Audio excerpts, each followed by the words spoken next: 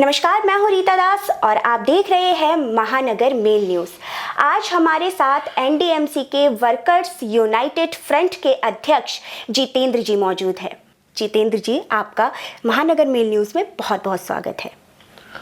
पहले तो मैं महानगर मेल का धन्यवाद करता हूं जो कर्मचारियों के लिए समय समय पर आवाज उठा रहा है, जिससे एनडीएमसी कर्मचारियों को अपनी बात रखने में बहुत ही आसानी हो रही है। तो आपसे मेरा पहला सवाल ये है जितेंद्र जी कि एनडीएमसी के चेयरमैन जो है नरेश कुमार, उनके आने से एनडीएमसी के सारे अधिकारी इतने डरे हुए क्यों हैं?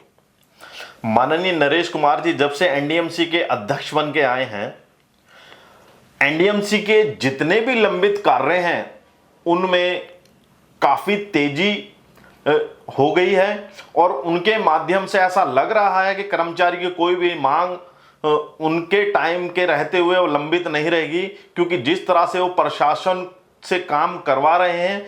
एनडीएमसी के इतिहास में ऐसा पहली बार हुआ है कि 2 शिफ्टों में मिनिस्ट्रियल स्टाफ काम कर रहा है। सुबह की मॉर्निंग में 7 AM और आफ्टरनून में 2 PM से 10 PM तक काम कर रहे हैं, और जिससे सभी कर्मचारी बहुत खुश हैं, क्योंकि जो हमारा वेतनमान का जो हमारा मुद्दा था वो बहुत धीमी गति से चल रहा था। लेकिन जैसे ही नरेश कुमार जी ने चार संभाला है, उन्होंने एक डेडलाइन दे दी है कि 30/6/2024 तक सभी का वेतन निर्धारण और MACP सुचारू रूप से लग जाना चाहिए और कोई भी कर्मचारी इससे वंचित ना रह जाए इस डेडलाइन से। इसलिए एनडीएमसी के मिनिस्ट्रियल स्टाफ पूरी शक्ति के साथ 10-12 घंटे लगकर पूरे जोश से इस कार्य को कर रहे हैं, जिससे हमें लग रहा है, क्योंकि हमारी 8 साल की लंबित मांग थी, अब जाके नरेश कुमार जी ने जिस तरह से इस कार्य में तेजी दिलवाई है, तो हमें पूरा आश्वासन है कि ये जो कार्य है बहुत जल्द ही उनकी डेडलाइन से पहले भी समाप्त होने के अब आसार लग रहे हैं। जी, बहुत बहुत शुक्रिया आपका। दूसरा सवाल ये है मेरा कि सन 2014 के बाद से 1000 से ज़्यादा TMR के लोग बैठे हुए हैं, तो और उनके लिए कोई कार्रवाई भी नहीं की जा रही है, तो इस पर आपका फ्रंट क्या कार्रवाई कर रहा है? एनडीएमसी वर्कर फ्रंट 1000 नहीं, कम से कम 1600 ऐसे कर्मचारी हैं जो 2014 के बाद अभी TMR पर काम कर रहे थे और जिनके 500 दिन से काफी ज्यादा दिन हो गए हैं, लेकिन अभी तक वो आरामार नहीं हो पाए, जिसका हमें भी खेद है। हम जितने भी एनडीएमसी के अध्यक्ष वर्तमान में आए हैं और उन्हें हमने अपना यूनियन का पत्र दिया है और उन्हें हमने बार बार आग्रह किया है कि जितने भी TMR के बच्चे हमारे कर्मचारी हैं उनको आरामार किया जाए, जिससे कि उनके घर की रोजी रोटी भी सुचारू रूप से चल सके और वो भी अच्छी तरह अपने जीवन का निर्वाह कर सकें। जी शुक्रिया। तीसरा सवाल मेरा ये है जो कि बहुत ही महत्वपूर्ण है। बहुत लंबे समय से ये सवाल उठ रहा है कि डेथ केस पर कोई कार्यवाही नहीं की जा रही है, तो ये जानना जरूरी है कि डेथ केस पर आपका फ्रंट क्या कार्यवाही कर रहा है?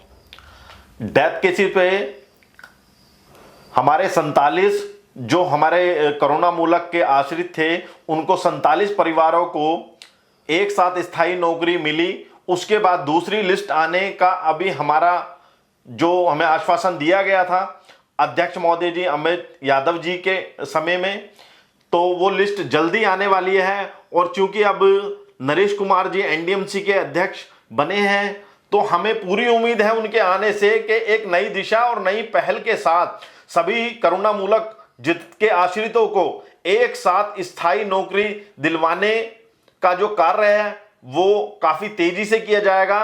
और हमें भी आश्वासन है कि उनके कार्यकाल में सभी काम पूर्ण होंगे, ऐसी हमें आशा है। जी धन्यवाद। आशा करते हैं कि जो डेथ केस के बारे में बहुत लंबे समय से सवाल कर रहे थे, उनका जवाब जितेंद्र जी ने बहुत अच्छे से दिया है और उनको भी ये जवाब मिल चुका होगा। और आगे आपसे एक और सवाल है, एनडीएमसी के कई विभागों में अभी भी पद खाली है, इस पर आपका फ्रंट क्या कार्रवाई कर रहा है? एनडीएमसी में कई विभागों में पद खाली पड़े हैं, जैसे वास्तु विभाग में 47 पद हैं, एजुकेशन में टीचर जो हैं उनके काफ़ी पद खाली पड़े हुए हैं, ऐसे इलेक्ट्रिक में काफ़ी पद खाली पड़े हुए हैं, स्वास्थ्य विभाग में ASI SI और चौधरी, ऐसे कई पद हैं जो खाली पड़े हुए हैं सिविल में, जैसे सुपरवाइजर, पंप अटेंडेंट और आपका मेट का पद हो गया। तो ये पद काफ़ी समय से लंबित हैं और खाली पड़े हुए हैं, और हम समय समय पर एनडीएमसी के अध्यक्ष महोदय जी को संज्ञान दिया गया है इसका कि इन सभी पदों को भरा जाए, क्योंकि एनडीएमसी के अंदर कर्मचारियों की इस टाइम बहुत ही शॉर्टेज चल रही है। सिविल विभाग से हेल्थ विभाग में 30 लोगों का ट्रांसफर हुआ है, जो कि हेल्थ विभाग बिल्कुल अलग है। इसमें आप इसको किस तरह से देख रहे हैं और आप अपनी क्या राय रख रहे हैं इस पे? हमने बार बार पत्र द्वारा प्रशासन को ये कहा गया है कि जो जिस विभाग का कर्मचारी है उसे उसी विभाग में काम करने दिया जाए। जिस तरह अभी सिविल विभाग के कार्यालय आदेश किए गए हैं 30 एम्प्लॉय के, उनको स्वास्थ्य विभाग में स्थानांतरण किया गया है, जो कि सिविल विभाग का कार्य बिल्कुल ही डिफरेंट है और स्वास्थ्य विभाग का कार्य बिल्कुल डिफरेंट है।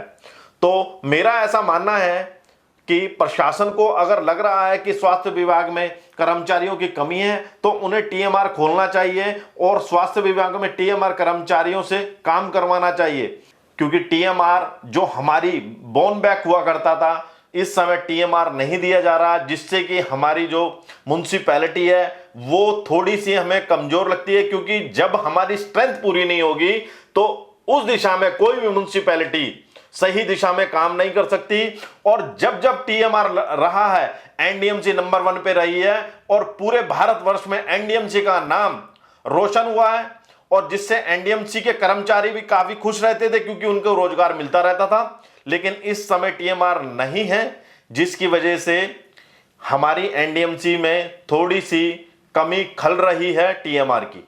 जितेंद्र जी, आपका बहुत बहुत धन्यवाद। आपने अपना इतना कीमती समय महानगर मेल न्यूज़ को दिया। धन्यवाद।